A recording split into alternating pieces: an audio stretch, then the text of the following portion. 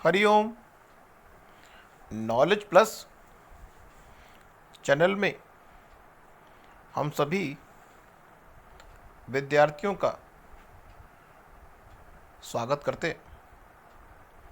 आज हरिओम अनमोल वचन की ये वर्कशॉप नंबर 37 है। जैसा कि पिछली वर्कशॉप में हम काम, क्रोध, लोभ, मोह, अहंकार के बारे में बता रहे थे, उसी बात को आज इस टॉक में और थोड़ा एक्सपेंड करने का प्रयास कर रहे हैं। तो हमने काम 5 विकार हैं: काम, क्रोध, लोभ, मोह, अहंकार।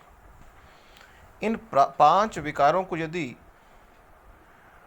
हमने ढंग से चैनलाइज नहीं किया, इस संसार में यदि इन 5 विकारों को चैनलाइज करना हम नहीं जानते, तो निश्चित रूप से हम जीवन में जो भी प्राप्त करना चाहते हैं उसको प्राप्त करने के लिए स्पेसिफिक टाइम में उस चीज़ को प्राप्त अगर करना हो तो इन 5 विकारों को चैनलाइज करना बड़ा ज़रूरी है। तो पहला जो विकार है वो है काम का। हमारे अंदर एक एनर्जी है, वो एनर्जी चीज़ों को क्रिएट करने के लिए, हमारे जीवन में वंश वृद्धि के लिए बनाई गई है या फिर किसी कामना की पूर्ति के लिए बनाई गई है। हमारे शरीर में एक प्रकार की एनर्जी है। यदि उस एनर्जी से, जो हमारे अंदर एक सेक्स की एनर्जी है, यदि वो एनर्जी को हम वंश वृद्धि के लिए यूज़ कर रहे हैं तो कोई दिक्कत नहीं। लेकिन अगर सिर्फ वंश वृद्धि के लिए उस शक्ति का प्रयोग कर रहे हैं, बाकी उस शक्ति का प्रयोग हम अगर किसी कामना की पूर्ति की करना चाहें, तो हमारी मर्जी है कि हम उस शक्ति का प्रयोग या तो सिर्फ वंश वृद्धि के लिए कर लें या किसी कामना की पूर्ति के लिए। काम जो एनर्जी है, काम वासना। अब काम वासना को हम अगर एक कैटेगरी में बात कर रहे हैं तो काम वासना ऑथेंटिक रूप से सही एनर्जी नहीं मान जाती। लेकिन अगर काम वासना की अगर बात कर रहे हैं, लेकिन हम उसको ऑथेंटिक रूप से अगर एनर्जी को प्रभावित कर रहे हैं, तो ऑथेंटिक रूप से अगर कोई चीज़ की जाती है तो वो गलत नहीं। यदि वंश वृद्धि ऑथेंटिक रूप से की जा रही है तो कोई लीगल है, वो उसमें कोई दिक्कत नहीं। लेकिन काम की जो एनर्जी है या तो ऑथेंटिक रूप से वंश वृद्धि के लिए यूज़ हो या फिर उस काम की एनर्जी को हम चैनलाइज करें और किसी कामना की पूर्ति में लगा दें। लेकिन हम ये कह रहे हैं कि दोनों के दोनों पॉइंट ऑफ व्यू से जो काम की एनर्जी है उसका अतिक्रमण करना अच्छा नहीं है। लेकिन जीवन में कुछ बड़ा बनने के लिए हमें इस एनर्जी को ऑथेंटिक रूप से, चाहे ए कैटेगरी में चाहे बी कैटेगरी में, यूज़ करने की कला तो समझनी पड़ती है। तो जो विद्यार्थी इस काम की शक्ति को ऑथेंटिक रूप से यूज़ करने की कला को समझ पाएंगे, वो जीवन में कुछ बड़ा कर पाएंगे। ये एनर्जी को यूज़ करना दोनों ही पॉइंट से अच्छा है। अब दूसरी जो एनर्जी है, लेकिन ये जो एनर्जी है ये काम की, ये एक प्रकार का बंधन भी है। हमें इस एनर्जी से मुक्त भी होना जरूरी है। दूसरी एनर्जी जो है क्रोध।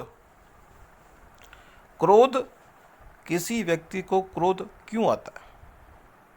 क्रोध आने के कारणों पर अगर हम विचार करें, किसी व्यक्ति को क्रोध तब आता है यदि वो किसी वस्तु को, प्राणी को,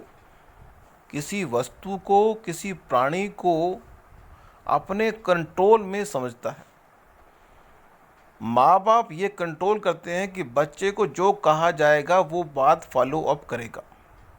यदि माँ बाप बच्चे को कोई बात कह रहे हैं और बच्चा फॉलो अप नहीं कर रहा, क्योंकि माँ बाप ये अधिकार में हैं कि बच्चा हमारे कंट्रोल में होना चाहिए।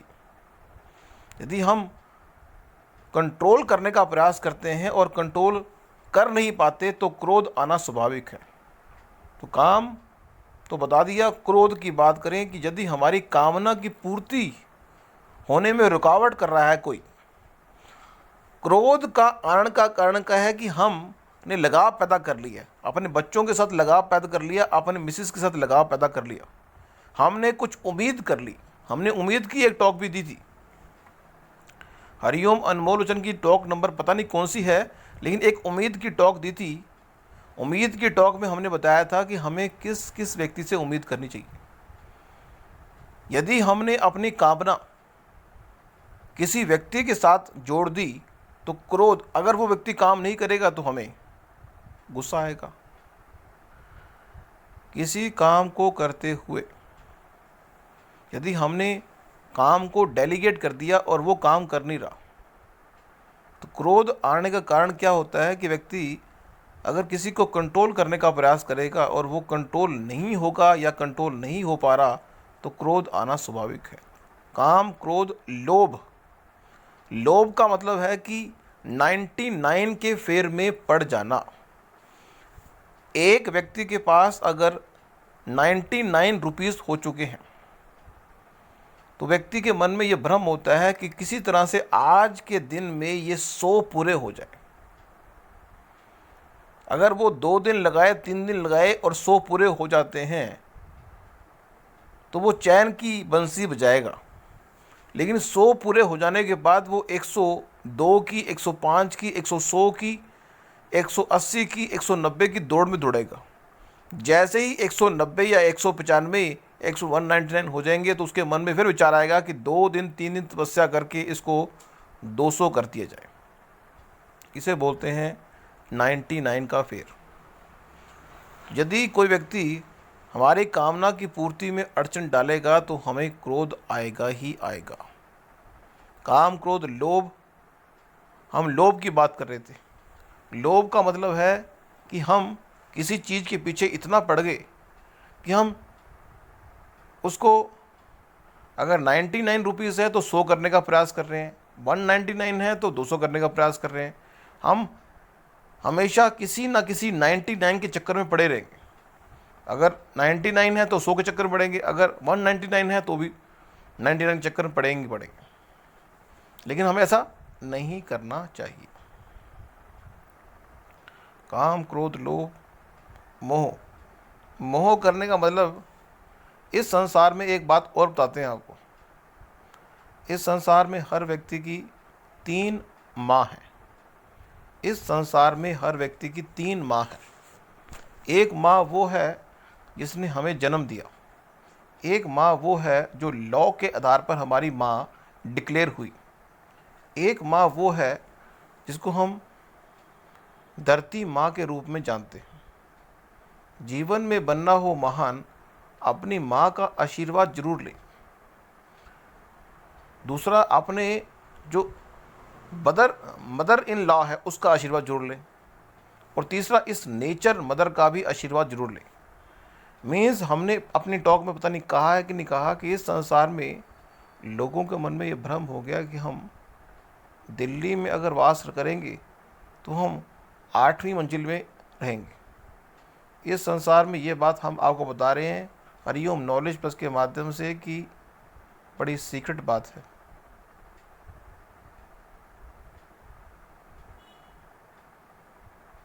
सीक्रेट बात क्या है?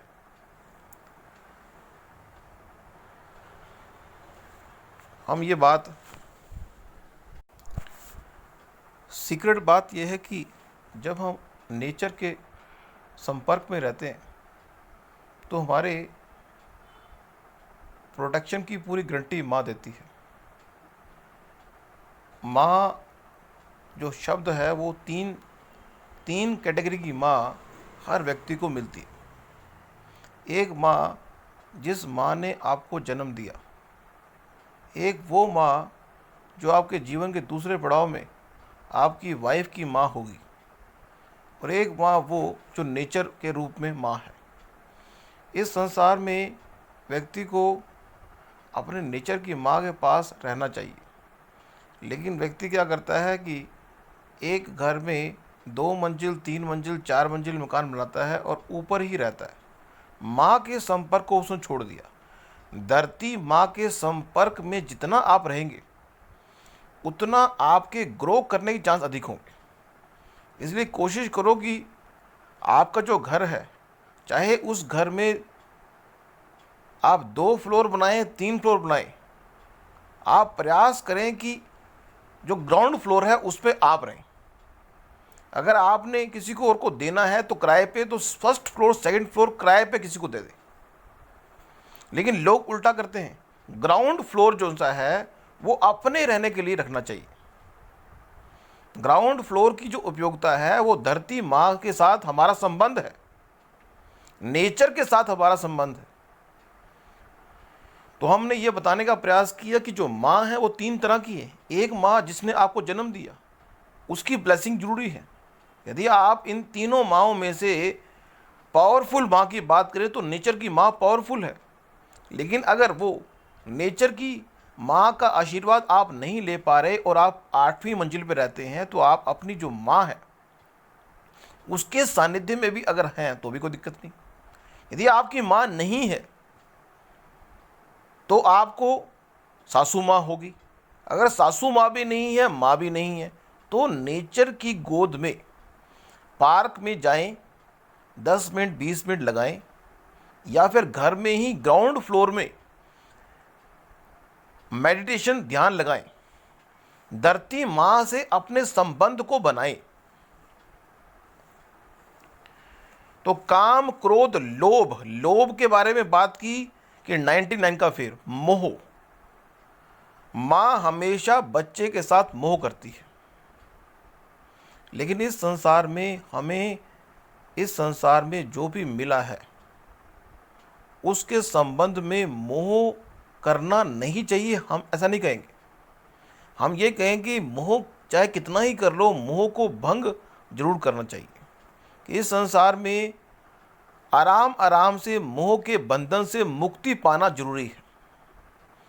इस संसार में यदि आप जीवन में कुछ बड़ा करना चाहते हो तो आपको काम के बंधन से बाहर आना पड़ेगा, आपको क्रोध के बंधन से बाहर आना पड़ेगा, आपको लोभ के बंधन से बाहर आना पड़ेगा, आपको मोह के बंधन से बाहर आना पड़ेगा, आपको अहंकार के बंधन से। अहंकार नाम का जो बंधन है इतना ज़बरदस्त है कि किसी व्यक्ति के अंदर कामना, काम का मोह हट गया, ठीक है, क्रोध का मोह हट गया, ठीक है, लोभ का मोह हट गया, ठीक है, मोह का मोह हट गया, ठीक है, लेकिन अहंकार का मोह इतनी जल्दी हटता नहीं।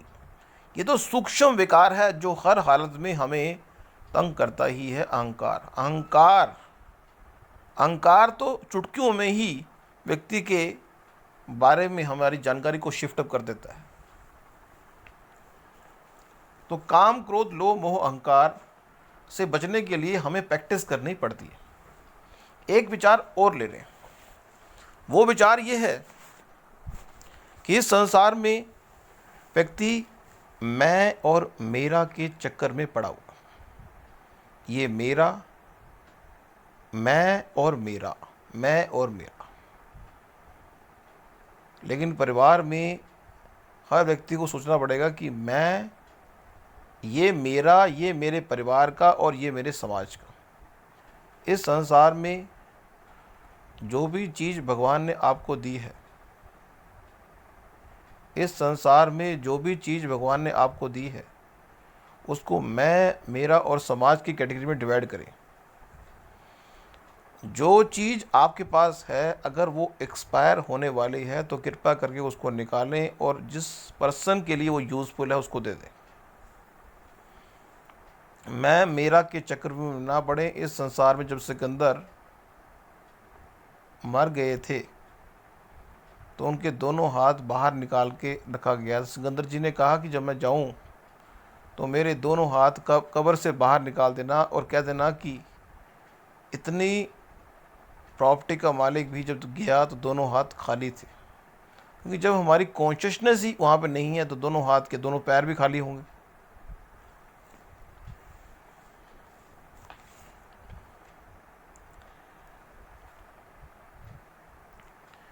नेक्स्ट जो टॉक होगी जिसमें हम आपको राग द्वेष के बारे में या कुछ और जानकारी हम आपको देंगे।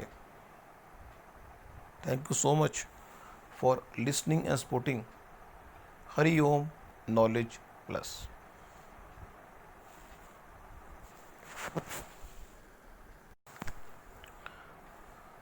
Hari Om knowledge plus